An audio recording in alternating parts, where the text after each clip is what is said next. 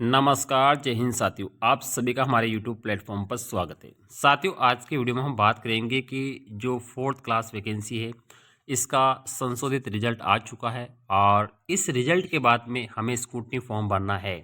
लेकिन scrutiny form में एक फॉर्म होता है जिसका नाम है अटेस्टेशन फॉर्म।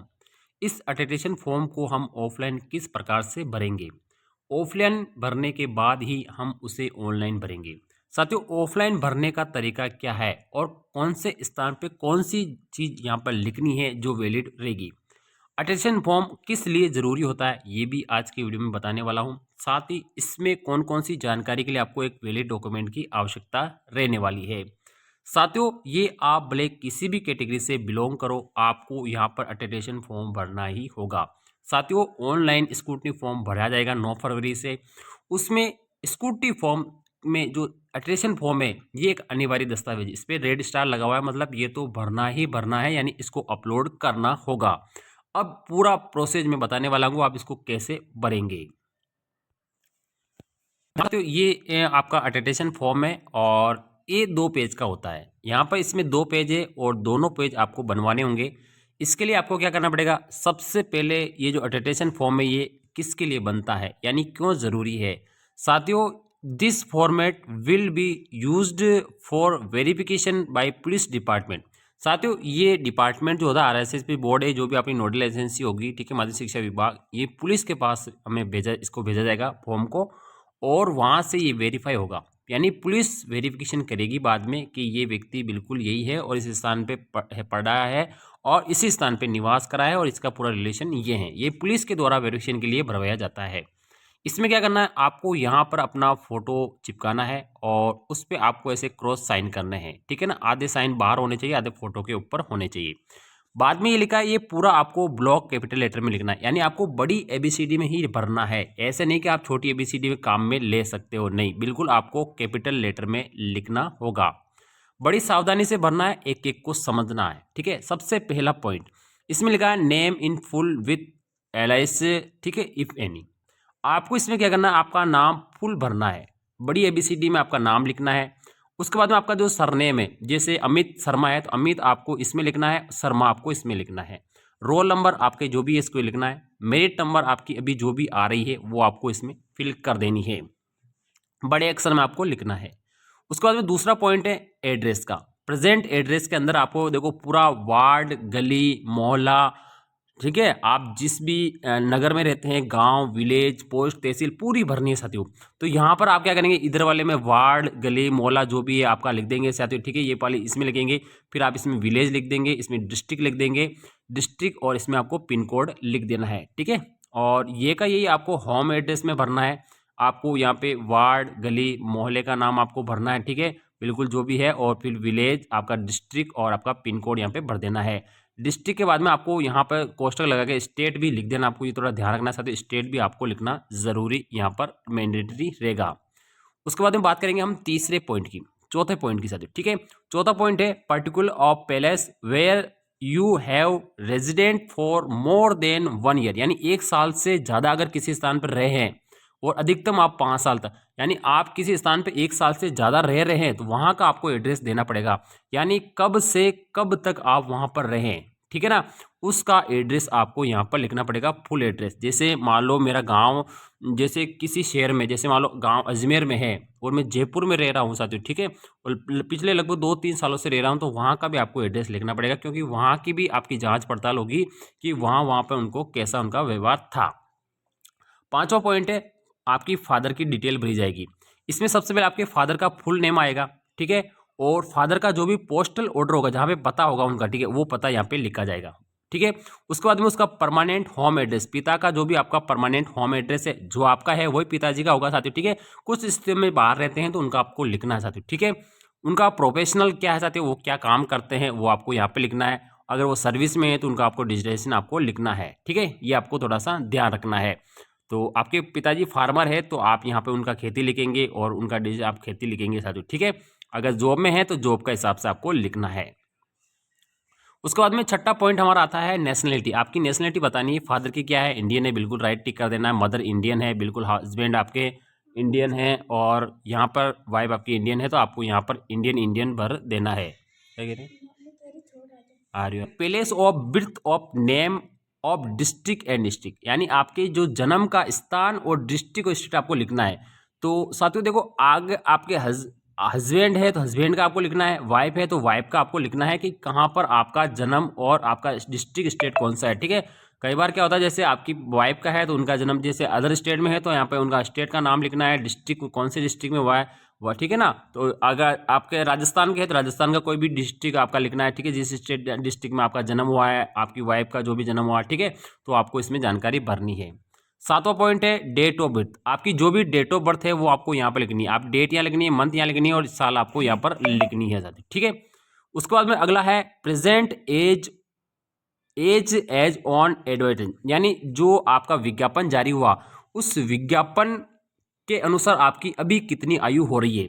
तो इसका जो विज्ञापन है साथियों आपको करना है 1/1/2026 से आपको कैलकुलेट करना है, आपकी जो भी जन्म तारीख है वहाँ से यहाँ तक कैलकुलेट कर लेना है कि आप कितने साल के, कितने महीने के और कितने दिन के हो रहे हैं। फिर अगला है सी पॉइंट है एज ऑफ मेट्रिकुलेशन। साथियों मेट्रिकुलेशन का मतलब आपने जब 10वीं पास करी ना, तो आपकी 10वीं की मार्कशीट में जो 10वीं का रिजल्ट जारी करने की दिनांक है ना, वहाँ से वहाँ तक आपकी जन्म तारीख से लेकर वहाँ तक आप कितने साल के, कितने महीने के और कितने दिन के हुए थे वो आपको यहाँ पर लिखना है। उसके बाद में 8वां पॉइंट है place of birth district state in which आप स्टडी। आपने कहाँ पर आपका जन्म, आपका जिला, आपका स्टेट कहाँ है जहाँ पर आपने पढ़ाई करी है, ठीक है। तो आपको प्लेस ऑफ बर्थ आपके जन्म स्थान का नाम लिखना है, आपकी डिस्ट्रिक्ट लिखनी है और आपका स्टेट लिखना है, ये आपका खुद का लिखना है, ठीक है। फिर आगे लिखा है district and state which you belong. आप किस डिस्ट्रिक्ट से बिलोंग करते हैं तो आप उसका नाम लिख दीजिए, डिस्ट्रिक्ट और स्टेट। आपका सेम है तो सेम लिखेंगे, अलग अलग है तो अलग अलग लिखेंगे, ठीक है ना, ये आपको थोड़ा ध्यान रखना है। फिर 9वां पॉइंट हमारा आता है साथियों, 9वां पॉइंट है स्टेट यूर रीजन, ठीक है, आपका क्या जो रिलीजन है वो आपको यहाँ पर लिखना है। अगला है are you a member of a schedule caste, schedule tribe, ठीक है, जिससे बिलोंग करते हैं तो आपको यहाँ पे यस या नो में जवाब देना है, ठीक है। आपका जो भी है, ठीक है, शेड्यूल कास्ट से आते हैं या शेड्यूल एरिया से आते हैं तो आपको, जनजातीय क्षेत्र से आते हैं तो आपको लिखना है। 10वां पॉइंट है इंपॉर्टेंट है, सबसे इंपॉर्टेंट है, ये आपकी क्वालिफिकेशन का है। Education qualification show palace of education with year of in the school college last 15 सालों में आपने कहाँ कहाँ पढ़ाई करी है, ठीक है। अब आपको लिखना कहाँ से, ठीक, आपको 5वीं क्लास लिखनी है, 1 से 5 कहाँ पढ़ी आपने, 6 से 8 कहाँ पढ़ी, 11 से 12 कहाँ पढ़ी, कॉलेज कहाँ पढ़ी, ठीक है, डिप्लोमा क्या क्या सारा लिखना है। एक बता देता हूँ, जैसे आपने गांव से आपने स्कूल पास की 5वीं, तो आपकी स्कूल का नाम यहाँ पे लिखेंगे, ठीक है, और वो स्कूल कौन से गांव में थी, कौन से डिस्ट्रिक्ट में थी और वहाँ का पिन कोड लिखेंगे। और डेट ऑफ एंट्री, मतलब आप 1 जुलाई को एडमिशन लेते थे, ठीक है, 1 जुलाई को आप एडमिशन लेते थे। डेट ऑफ रिलीव, आपका रिजल्ट कब आया था वो रिजल्ट की तारीख आपको लिखनी है मार्कशीट से देखकर, ठीक है। इसमें तो एंट्रिंग में सब में जुलाई लिखना है, ठीक है, जुलाई में एडमिशन होता है स्कूलों में, ठीक है, तो यहाँ लिख देंगे। पासेड एग्जाम, जैसे आपने 1 से लेकर 5 तक पास की, 1 से 5 यहाँ पर पास की, ठीक है, अलग अलग क्लास है तो अलग अलग लिखेंगे, ठीक है। दूसरे पॉइंट में आपने 6 से 8 कहाँ पढ़ी थी, जो उस स्कूल का नाम लिखेंगे, उसका विलेज, उसके डिस्ट्रिक्ट, उसका पिन कोड लिखेंगे, वही आपका 1 जुलाई आ जाएगा इसमें, ठीक है। क्या आ जाएगा, 1 जुलाई आपके यहाँ पे आ जाएगा, 1 जुलाई से एडमिशन होगा। और आपका रिजल्ट कब आया था, तो आप रिजल्ट मैं यहाँ चाहूँगा आपको 5वीं, 8वीं, 10वीं और 12वीं ही भरे, बहुत अच्छा रहेगा साथियों, ठीक है। और अब यहाँ पे 6 से 8 तक आपने कहाँ से आपने पढ़ाई करी, ठीक है, ये क्लास आप यहाँ पे लिख देंगे। उसके बाद तीसरे पॉइंट में आप लिखेंगे साथियों आपने 10वीं कहाँ से की, तो 10वीं का address, village, district, pin code लिखेंगे। 1 जुलाई को हमने एडमिशन लिया, यहाँ पर आपको उस 10वीं की मार्कशीट में क्या रिजल्ट की डेट है वो लिखना है और यहाँ पर आपको 10th लिख देना है, ठीक है। उसके बाद में चौथे पॉइंट में आप 12वीं लिख देंगे साथियों, 12वीं आपने कहाँ से की, एड्रेस लिखेंगे, 1 जुलाई आप यहाँ पे लिखेंगे और 12वीं की मार्कशीट में आपकी रिजल्ट की तारीख क्या वो लिखेंगे और यहाँ पे आप 12वीं लिख देंगे साथियों, ठीक है। तो इस प्रकार से आपको भरना है, बिल्कुल आप भरते जाएंगे। उसके बाद में आप यहाँ पर कॉलेज भर देंगे, ठीक है, कॉलेज का एड्रेस ये आपकी क्वालिफिकेशन हो जानी, पूरी क्वालिफिकेशन आपको यहाँ पर भरनी है, आपने कहाँ कहाँ पढ़ाई करी है, ठीक है। उसके बाद में आपको यहाँ पर साथियों 11वें पॉइंट में भरना है कि if you have any time been employed, आप कोई एम्प्लॉयड है साथियों, ठीक है। डिजाइनेशन ऑफ पोस्ट हेल्ड, आपको आपकी पोस्ट का नाम लिखना है, कहाँ से कहाँ तक आप ड्यूटी कर रहे हैं, ठीक है, आपके इंस्टीट्यूशन का यहाँ पर नाम लिखना, अगर लागू होता है तो ठीक है, नहीं तो आपको यहाँ पर इसको छोड़ देना है। 12वां पॉइंट है have you ever been convenient by a court case, अगर आपके कोर्ट में कोई अगर चल रहा है, कोई मामला है, तो आपको यहाँ पे शेड्यूल देना है, नहीं तो आपको यहाँ पे इस पर भी नील कर देना है। क्या कर देना आपको यहाँ पे नील कर देना है, ठीक है। लागू नहीं होता तो उसके नील करेंगे। फिर यहाँ पे 13वें में आपको क्या करना, आपके कोई भी रेस्पोंडेंट 2 पर्सन है, 2 व्यक्ति जो आपको जानते हैं, ठीक है, आपके परिवार में रिश्तेदार में जो भी है, उनके आपको नाम लिख देना है और उनकी आपको मोबाइल नंबर आपको यहाँ पर फिल कर देना है। फिर नीचे आपको क्या करना है, आपको यहाँ पर साथ देखो आई सर्टिफाई आपको ये लिखना है। फिर आपको यहाँ पर आपका डेट लिखना है, आपके गांव का नाम लिखना है और यहाँ पे आपके सिग्नेचर जो आपने आवेदन पत्र में किए वो आपको भरने हैं। फिर आपको नीचे देखो साथियों, ये गजेटेड ऑफिसर के द्वारा है, certify the sign by gazetted officer member of legislative, ठीक है, असेंबल और द अदर अथॉरिटी, ठीक है, ये वाला बनना, ठीक है। तो यहाँ आपका नाम आज लिखना है, खुद को लिखना, आप लिख देना, खुद लिख देना, ठीक है। आपके पिता का नाम बड़ी कैपिटल में, ठीक है। अभी आप कितने सालों से जानता है तो ये लिखेगा वो जो साइन करने वाला, ठीक है। आपको यहाँ पर नहीं बनना, इसको आपको नहीं बनना चाहते, ठीक है।